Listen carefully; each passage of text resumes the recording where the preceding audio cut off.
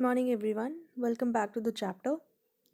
This story, The Great Stone Face, second to, is related from your previous chapter, that was the ninth chapter, The Great Stone Face first.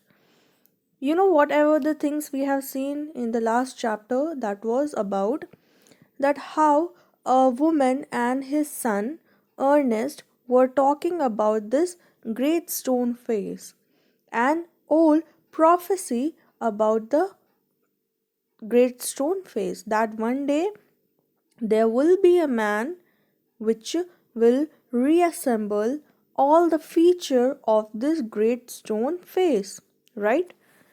So we'll see this story now and will complete the old prophecy of the child Ernest, right?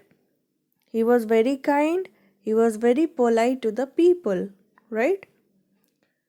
Before you read, now we'll go through this some extract what is given here of the chapter, and afterwards we'll read the chapter and we'll let it we will let to know that whether the old prophecy was fulfilled or not.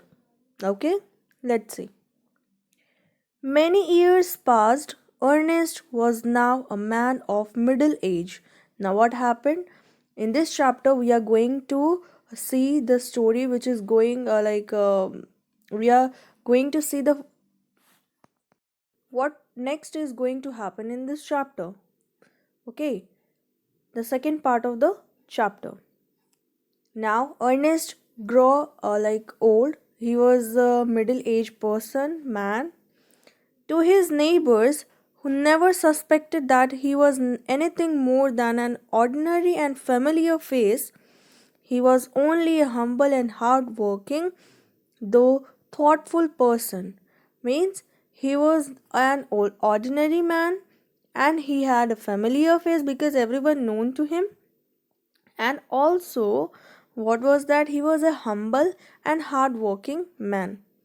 And also, he was very thoughtful. But what about the old prophecy? Now, the question is that okay, the chapter took forward.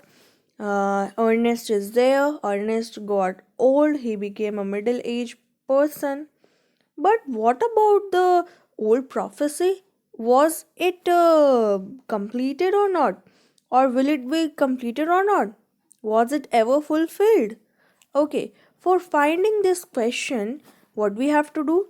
We have to read the chapter and we'll find out whether this old prophecy got completed or not.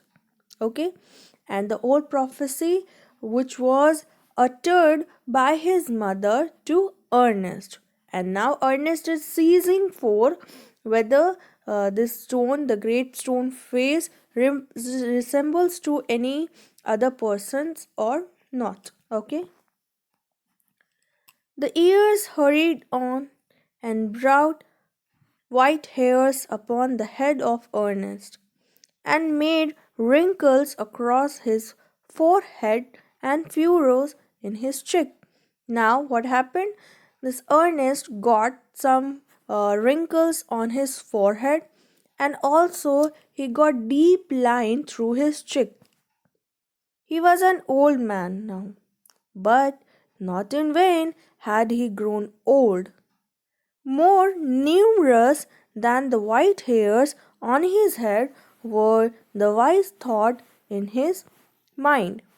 It means to say that, okay, he grew old, but he was not in a very very, I can say, proudy or sad. He was completely agreed with his situation. He grown old. More numerous to that, he was a very humorous one. Okay, he got white hairs on his head, and also with this white hairs he got so wise with his thoughts in his mind. Yeah, with the white hair which grew on his head, it was the sign that with this white hair he got more like a humorous and more intelligent one. And Ernest had ceased to be obscure. Okay, now Ernest stopped to be not well known, and like it was said that unsought for undesired had come the fame with so many seek. Means it means to say that he was not like not a very familiar one, like not very popular. He was very popular in that valley where he was living. He had become more famous beyond the limits of the valley. Yeah, he got more famous beyond the limits of the valley. It means like across the valley also he had some like familiar personality, or the person know about him. College professors and even the active men of cities came from far to see and converse with Ernest. Means where they came from very far places, and they used to talk, they used to have some like conversation with this man Ernest. And what Ernest did, he received them with gentle sincerity and spoke freely with them of whatever came uppermost or lay deepest in his heart or thereon. Means whatever he thought about things like to the high or to the very deep of his heart, he used to say whatever comes to his own mind and thereon.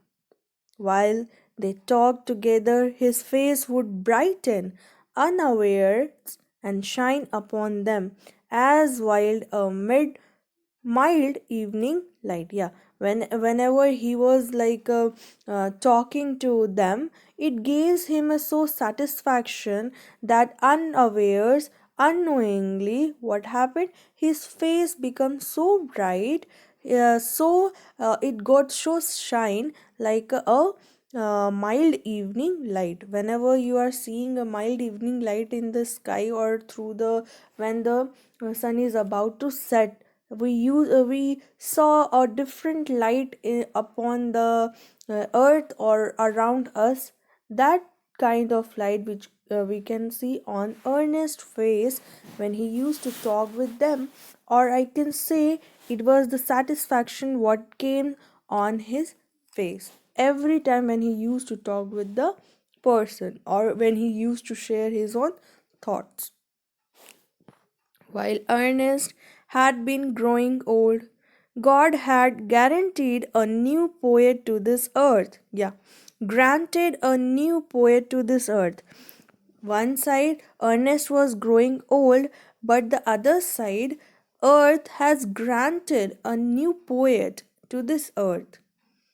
He too was a native of the valley. The poet was the native of the valley, but had spent the greater part of his life in distant city. Yeah, but he spent most of the times in cities, distant place of in cities, pouring out his sweet music everywhere. Neither was the great stone face forgotten, for the poet had celebrated in it in a poem. Yeah, this poet was also from the valley place where means where the person Ernest was living, right? So, and also he was very good at singing. He poured his own talent about singing, and also he put the story about the great stone face in it in a poem. Okay, he discussed the great stone face in a poem. He did not forget about that great stone face. The song of this poet found their way to Ernest. Now, Ernest was a very fond of this poet. He used to read books, he used to listen music, or whatever the things was done by the poet. He read them after his customary toil, like after binding up all the work, daily work of his own, and he used to sat at the cottage door, before his cottage door, and he used to read the poets book or songs he used to listen. As he read it, lifted his eyes to the mountain. After reading each and everything, he used to lift his eyes over the great stone face, and he used to compare, resemble the thoughts what was extracted in that poem by the poet, who was from the same valley from where means where Ernest lived. "O great stone face," he said, "is not this man worthy to be your likeness?" Now, what Ernest said that after reading the poem, and he saw towards the great stone face, and he said, "Oh, this man is not worthy to be compared for you. This man is not worthy to be compared like you." The face seemed to smile, but it did not answer. Yeah, you can imagine that after saying this, the great stone face smiled. That okay, somebody is there who can say, who can even judge, like I am not like I'm not worthy to be compared to this poet. But he did not answer. Now it happened that the poet, though he lived so far away, had not only heard of Ernest but had thought much about his character and wished to meet this man whose wisdom walked hand in hand with the noble simplicity of his life. Okay, this poet, now he was living from he was living away from the native place. Okay, but he had heard about Ernest, but not only he heard about Ernest, but he also heard about his personality, that he was so simple, so like polite, and so sincere, he was so kind to the people. One summer day, therefore, he arrived at Ernest's door. Now, who came at the Ernest's door? The poet, who was the native of the same valley, who came to Ernest's door, where he found the good old man holding a book in his hand, which he read, and then, with a finger between the leaves, looked lovingly at the great stone face. Means, after reading each and every paragraph or the pages, he used to leave the hand to that page, okay, so that he could remember where he was reading. He could leave the finger on particular paragraph or the sentences, and he used to lift his head towards, facing towards the stone face, and he used to compare whether the poet, what he has written in the poem or the story, whether it compares, whether it match to up to there or not. "Good evening," said the poet. "Can you give a traveler a night shelter?" Now, when the poet reached there at the Ernest cottage door, what he asked that, "Can you give a traveler a night shelter?" "Gladly," answered Ernest. What Ernest said, "Yeah, yeah, fine. I'll give you night shelter. You just come here and sit." And then he added smilingly, "I think I never saw the great stone face look so hospitality at a stranger." Now, what he said smilingly, that this great stone face is not welcoming a stranger with a so hospitality way. What is the matter? This is told by who? This is told by Ernest when the stranger, because for Ernest the poet was the stranger one, but the poet known to this he is Ernest, but Ernest didn't know, and Ernest said that, "Oh my God, this is for the first time when the great stone face welcoming, okay, a stranger with so hospitality." Okay, with a very gentle and kindly way. The poet sat down beside him, and he and Ernest talked together. Now, the poet, when he arrived to the cottage door of Ernest, he asked that, "Can you please shelter a stranger, a traveler?" Then what Ernest said, "Yeah, I will give you a shelter, so kindly come here." And what happened then? The poet sat down beside him, and he and Ernest talked together. Never before had the poet talked with man like Ernest, yeah, so wise and gentle and kind. Ernest, on the other hand, was moved by the living image flung out of the poet's mind. Yeah, now, what happened? This poet said that I never met a man like Ernest. He was so kind, he was so gentle, he was so wise. And on the other hand, what Ernest said, like he said that he was so moved by the living image, like he was so moved with the poet's mind, he was so impressed with the poet's mind. As Ernest listened to the poet, he imagined that the great stone face was bending forward to listen to.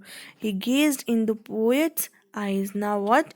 He realized that he recognized that, like when he was listening to the poet, he imagined that कि जो great stone face है was also bending forward to listen to what the poet is about to say, what the poet is telling. He gazed in the poet eyed. He was looking very fixedly like what the poet is about to say, and he was constantly looking to his eyes, that he was so impressed, so touched by the poet's mind. Then Ernest asked to the poet, "Who are you, my gifted guest?" he asked. The poet laid his finger on the book that Ernest had been reading.